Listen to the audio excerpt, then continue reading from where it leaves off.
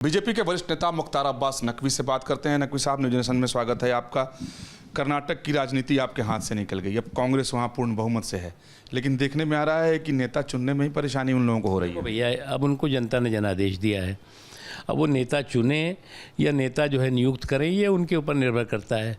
लेकिन मैं तो इतना ही मेरी अपेक्षा है और दुआ भी है कि उन्होंने जो मोहब्बत की दुकान खोली है उसमें नफ़रत का सामान न रखें तो अच्छा है।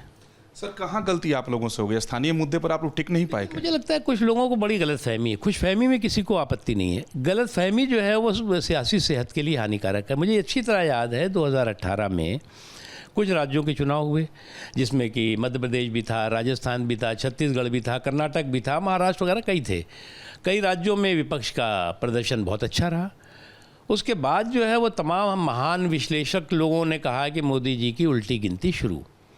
अब ये मोदी जी की उल्टी गिनती लगाने में लगे रहे और जनता जो है वो मोदी जी की सीधी गिनती में डटी रही, और जिसका नतीजा हुआ कि जो बीजेपी को 282-83 सीटें थी वो जनता ने सीधी गिनती करके उसको 303 से ऊपर कर दिया।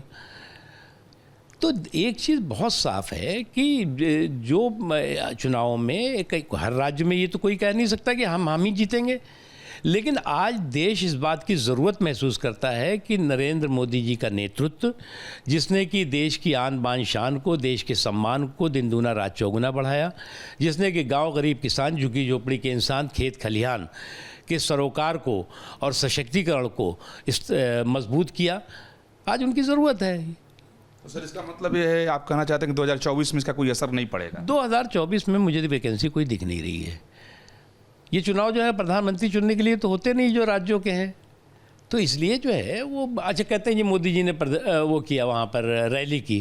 क्या मोदी जी बीजेपी के लिए रैली नहीं करेंगे तो क्या सोनिया जी करेंगी क्या? अरे भाई, सोनिया जी या जो उनके थी क्या पुत्र राहुल जी या प्रियंका गांधी जी या जो भी थे वो कर रहे थे। हमारे यहाँ अमित शाह जी कर रहे थे, और भी योगी आदित्यनाथ जी कर रहे थे, सभी लोग कर रहे थे मोदी जी के साथ। हमने कहा कोई वैकेंसी 2024 नहीं, लेकिन शरद पवार जी काफ़ी अब मेहनत करते नजर आ रहे हैं कि विपक्षी एक चाप बने। देखो, मुझे तो इसीलिए कहा ना कि खुशफहमी में तो किसी को कोई आपत्ति नहीं है, उसका कोई टैक्स भी नहीं है, लेकिन गलतफहमी जो है वो सियासी सेहत के लिए हानिकारक होती है। इसलिए जो है वो खुशफहमी पाले रहें, लेकिन 2024 के लिए जो गलतफहमी है वो उसी तरह से धाराशायी होगी जो इनकी 2019 की थी।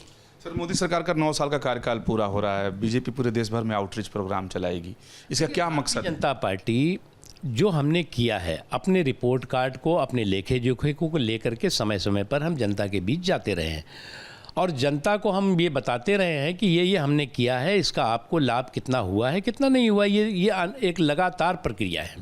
बहुत धन्यवाद बात करने के लिए।